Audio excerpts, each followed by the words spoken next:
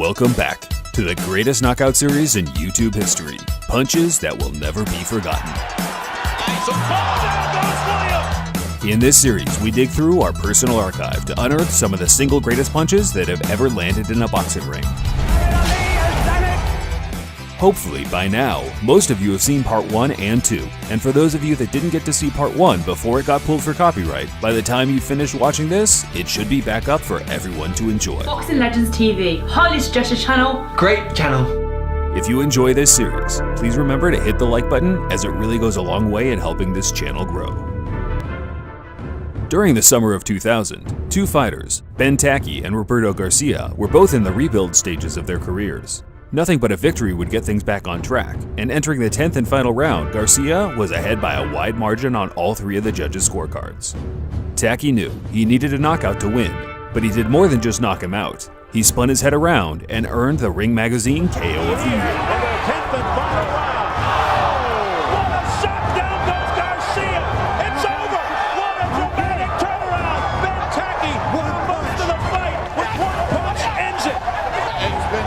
I've seen a guy so thoroughly beat, come back and finish the fight with one punch. Like a Hollywood script. When Evander Holyfield ventured to the heavyweight division in the late 80s, he had some huge boots to fill. I realized that eventually I was going to fight Mike. He's the only person that I watch always fight. The former cruiserweight champion ran through his first 6 opponents with ease, and when he met the Mike Tyson conqueror, James Buster Douglas, for his first world title shot, he ended him swiftly with a perfectly timed straight right counter. What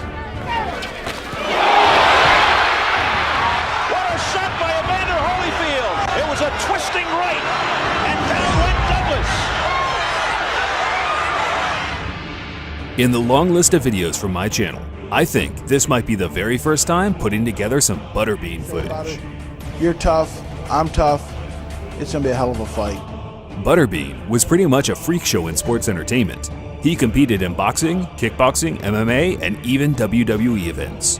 There was a small period of time in the late 90s where the WWE actually featured real boxing on their shows after the fallout of Iron Mike. And it was here where Butterbean landed one of the most savage overhand rights you'll ever see on the unfortunate Bart Gunn. Butterbean! If I were you, Bart, I'd go for a takedown! 27 seconds left. Oh, there's the right hand, folks. It's over. Goodbye. It's over. Butterbean with a first-round knockout of Bart Gunn. It must have been exciting for Jim Ross to commentate on a real contest for once. During the fallout of the heavyweight champion Rocky Marciano in the mid-50s, a new face emerged, one who appeared much faster and visibly skilled than anyone before him, Floyd Patterson. Wow. In 1956, Patterson became the youngest heavyweight champion of all time at 21 and held that record for 30 years before Mike Tyson broke it. However, Patterson's journey as a champion came to a halt when he was beaten up and brutalized by the heavy-handed and undefeated Ingemar Johansson in 1959. The rematch was scheduled a year later, and the bookmakers rightfully had Patterson as an underdog going in. But he got his revenge, and he got it in brutal style. No, I specifically didn't want to do that. I didn't want to make any mistakes in this fight. I didn't want to give anyone a chance to say that I was a dirty fighter or anything else. Floyd Mayweather has never been known for having concussive punching power, and it's mainly due to his hands slowly breaking down over a long and prosperous career. But he shocked the boxing world in 2007 when he matched up with the 43-0 ultra-aggressive Ricky the Hitman Hatton. Hatton tried his best to rough up Floyd for the early rounds, but it didn't faze Floyd, and in round 10 he set the perfect trap for the check hook. Joe Calzaghe, who's 44 and done. They've been side for side throughout their careers. Check What a left hook. A check left hook right into it. You never saw it. You know, Emmanuel said that Ricky brought out the best in you. Well, I guess he did. It was a heck of a All right, thank you. That's for sure. We've had some funny-looking faces on the canvas in this series so far. Shocked, stunned, and some even zombified. Anders Eklund also fits well in this category after taking a brutal overhand right from Tim Witherspoon in their 1989 clash. 6'3", 231 pounds.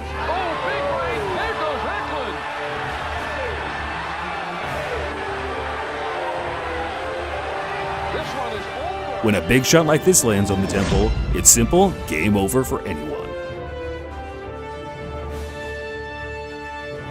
I know this one will still be fresh in the memory for many viewers here today, but there was something about the ferocity of it that gives me the impression it will live on for a long while to come. In the end, at the end of the night, I win every single time. I do all my visualization and I always win. In January of 2017, the pound-for-pound unbeaten star Mikey Garcia moved up to lightweight to challenge for Dejan Zlaticanen's WBC title. Between them, they had 57 wins and 0 losses. Someone's O had to go. One of the nice right uppercut left hand, and Zlaticanen goes down for the first time in his career, and Mikey Garcia has become a 3-division champion. An immediate concern for Dejan Zlaticanen. The term blink and you'll miss it is a bit overused in today's game. How about blink and you'll score the luckiest knockdown of your career? Well, that's exactly what Danny Garcia did to the speed demon Amir Khan back in their 2012 unification clash. Khan is extremely sharp. Khan was dazzling him with his rapid hands throughout the first 3 rounds, and then Garcia swung for the fences. Down goes Khan off a sensational counter left hook by Garcia.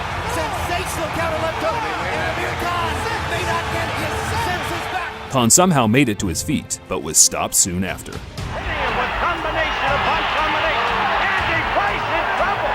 Sugar Ray Leonard was a phenom in his prime, and don't let anyone tell you otherwise.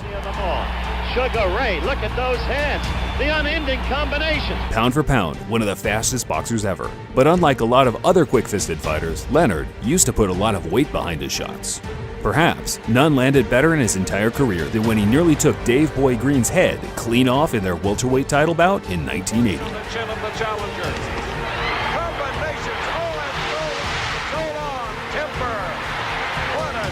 The way Leonard used his full body to generate the power is frightening. Literally, his feet were off the ground. Meet Randall Bailey, the boxer that goes by the nickname the KO King, and it's certainly not a fabrication.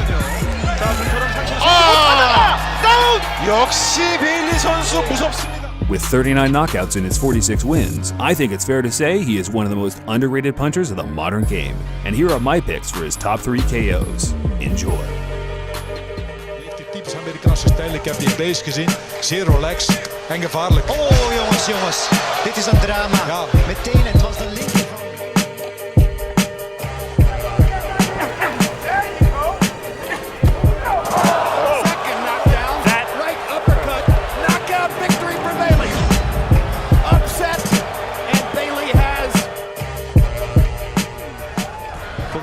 That represents danger to him. There it is again! What a thudding shot that was! Yeah, you gotta position yourself right, and he didn't. Klitschko is one of the biggest and scariest heavyweight boxers of all time. People like to downplay his resume and refer to his style of boxing as boring, which is fair enough, but you can't say anything about the man's brutal punching power. He has 25 world title defenses, with most ending by knockout. But for me, the single greatest punch he ever threw was against Kubrat Pulev in 2014. Holds up for the moment to that punch. Yes, Pulev. Down goes Pulev on another left hook. The perfectly placed camera allows us to see the skin ripple on Pulev's face as his head hits the canvas, and the 60 frames per second capture always looks great in slow motion.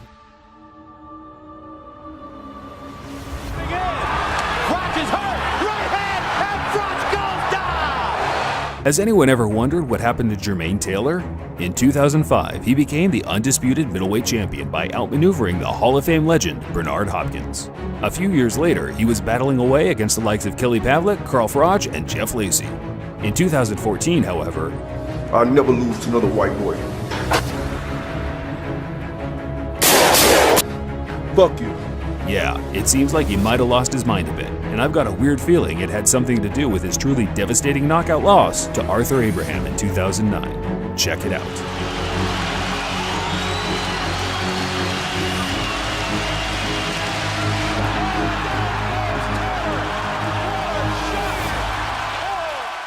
Just in case you didn't hear it, listen closely to the horrifying noise coming from Taylor as he lays on the ground.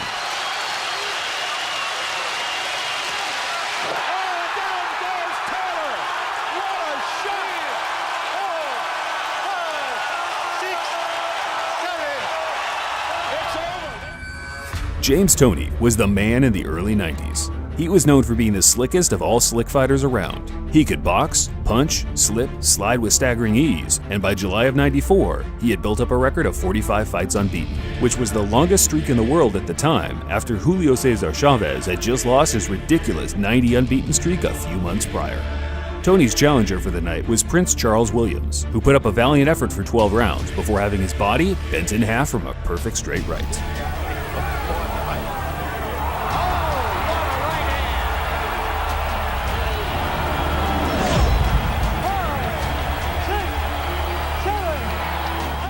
The 2003 toe-to-toe thriller between Rocky Juarez and Antonio Diaz had everything a fight fan could ask for.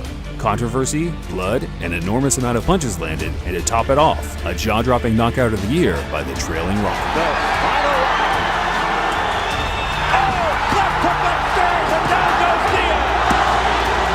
And it feels like we're in a Sylvester Stallone movie as they chant Rocky.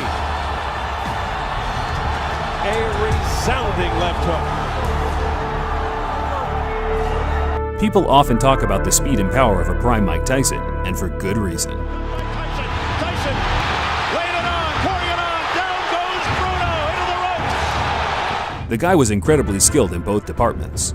When he faced Reggie Gross in 1986, he proved patience is the key in finding the knockout as he dodged a dozen punches before letting one of his own bombs off.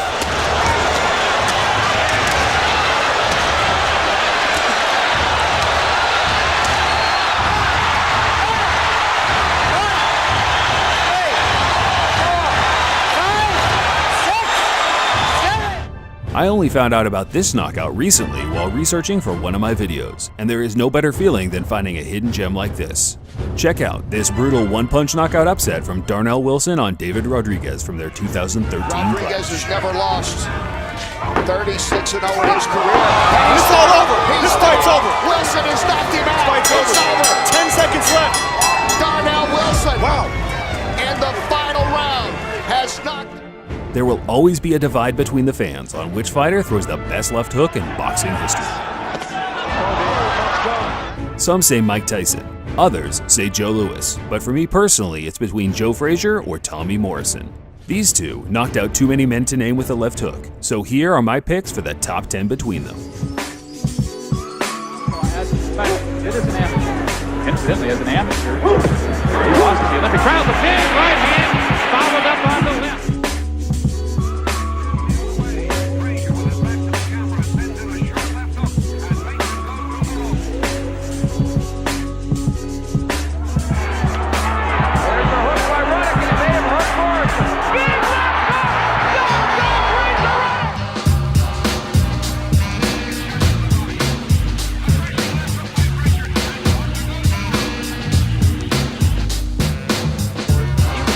Left, and I have to face a right hand. There's a left hand, Jake goes down and probably out. Close to exhaustion, and Frazier unfurls this left hook.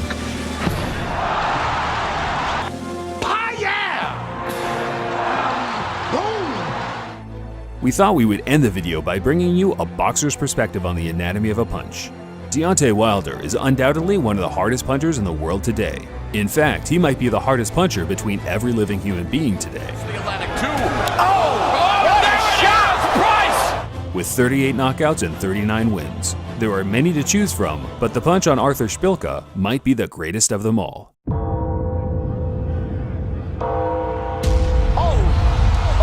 out. Whoa, and Szpilka's down! The bell of round 9. He did that same look that he'd been doing through the first round all the way to the 9th round. So I knew where his head was gonna be. So when I saw it, time he made that move, I was on it. When I hit him, it was so sharp on his chin. It was like slicing a thin piece of cheese. I barely felt anything. I felt the graze off it. I think personally I killed him 3 to 5 seconds. You know, I didn't see him breathing. His chest he wasn't inhaling, exhaling. I didn't see no movement with the chest. I think for 3 to 5 seconds of his life, I think he died. Yeah, we need immediate medical attention to Artur Szpilka.